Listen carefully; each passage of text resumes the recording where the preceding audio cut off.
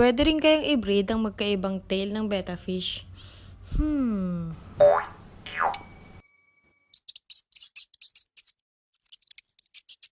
Hi mga kapets! For today's video, magbe-breed po tayo ng magkaibang tail na betta fish. So ano po pala muna ang kakailanganin natin sa pagbe-breed ng betta fish? Ang mga kakailanganin po natin ay una, lalagyan. Second po is yung ating stock water. And then po, yung ating talisay leaves. Kailanganin rin po natin ang plastic bottle na may cut sa magkabilang dulo or tinatawag po nating chimney. And last po, bubble wrap or kahit anong plastic po na transparent tapos lalagyan nyo lang po siya sa dulo ng scotch tape. Ngayon po, mag-i-start na po tayo mag-breed na magkaibang tail na betta fish. So una po, kunin po muna natin ang ating lalagyan. And then po, lagyan po natin siya ng stock water.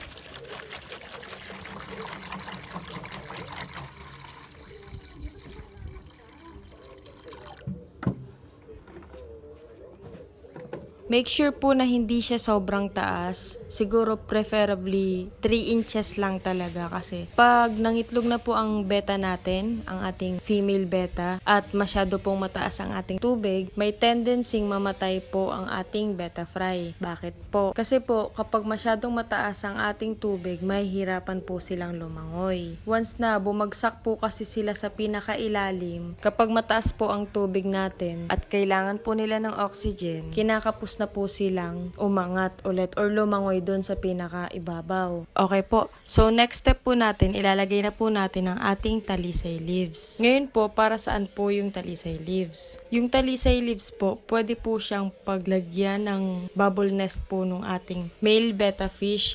At alam po natin na pampalakas po or maintenance po talaga nitong betta fish ang talisay leaves. Next step po, ilalagay na po natin itong bubble wrap or yung ating plastic na gagamitin na merong scotch tape sa dulo po. Ginagamit naman po itong bubble wrap o itong plastic na may scotch tape po para pong paglagyan din po ng bubble nest ng ating betta fish. Once tapos na po tayo, ilalagay naman po natin itong lalagyan sa lugar po na hindi madalas mabangga or magalaw. Kasi po, may tendency po na ma-stress ang ating male betta at kainin po yung eggs ng ating female betta. Kaya po, mas mainam po na ilagay po natin yung breeding tank po natin kung saan sa lugar po na hindi po talaga nababangga. Bali, ito po yung dalawa nating betta na ibibreed po natin na magkaiba yung tail. So, yung male betta po natin is half sun tail. And then yung female betta po natin is veil tail. Next step po natin, kukunin na po natin ang male betta natin. And then, ilalagay na po natin dito siya sa ating breeding tank. Iwan po muna natin siya at least 20 minutes para po maikot or malangoy niya po muna yung territory niya. 20 minutes later. After 20 minutes po, pwede na po nating ilagay yung chimney or yung plastic bottle na may cut sa magkabilang dulo dito po sa gitna ng ating breeding tank.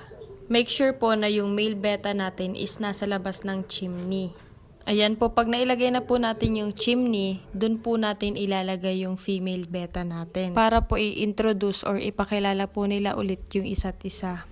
And then mas mainam po na lagyan po natin ng pabigat ang ating chimney para po hindi po agad makawala yung ating female betta. Ingat lang po, baka po kasi malaglag yung ating pabigat. Tapos po iwan lang po natin sila at least 1 hour. Yung iba po, 30 minutes pwede na. Pero sa akin po kasi ginagawa ko po siyang 1 hour. Kasi po mas mainam po na may nakikita na bubbles, kahit konting bubble nest dun po sa ating bubble wrap. Sign po kasi yung bubble nest na nagre-ready na po ang ating male betta. And then po don't forget na takpan po natin yung ating breeding tank kapag iniwan po natin sila ng 1 hour. 1 hour later. So ayun po, after 1 hour po, pwede na po ulit nating i-check ang ating betta fish. Ayan po, kung mapapansin nyo po, meron po siyang mga bubble nest na. Yun po yung sign na pwede na po nating pakawalan ng ating female betta. At saka po isa pa pong sign na pwede na pong pakawalan yung female betta natin is hindi na siya lumalangoy palayo dun sa male betta. Pero bago po natin sila pakawalan, dapat papakainin po natin sila ng live foods or pellets po. Kahit small amount lang po para po hindi po nila kainin yung kanilang eggs. Ayan po, ilagay na po muna natin yung ating live foods. And then wait lang po kayo at least 3 minutes para po makain po muna nila yung mga live foods na pinakain po natin.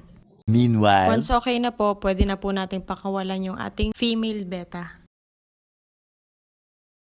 Kung mapapansin nyo po yung female beta, dumiretso po agad siya dun sa ating male beta. So, it's a sign po na talagang possible na makapag-lay ng eggs itong female beta natin. So, ayan po, hayaan po muna natin silang mag-make love. And then, takpan lang po natin itong ating breeding tank. Tapos po, iwan lang po natin sila ng 24 hours. 24 hours later. So, ayan po, almost 24 hours na po. Ngayon po, i-check na po natin kung may eggs na po ba at pwede na po bang ihiwalay ang female beta. Kasi po, ang male beta po talaga ang nag-aalaga sa eggs ng female beta.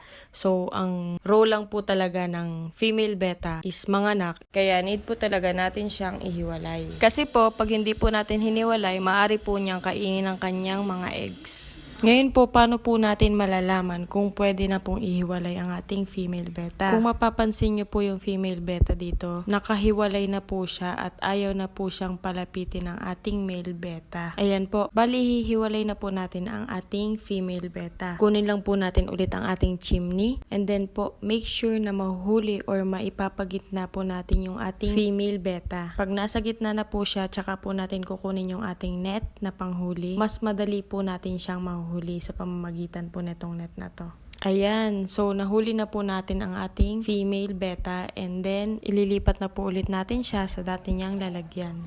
Next step po is check po natin kung meron na po bang eggs na na-produce itong dalawa nating magkaibang tail na beta. So ayan po, zoom in lang po natin. Kung makikita nyo po yung mga maliliit na puting dot, sila po yung eggs.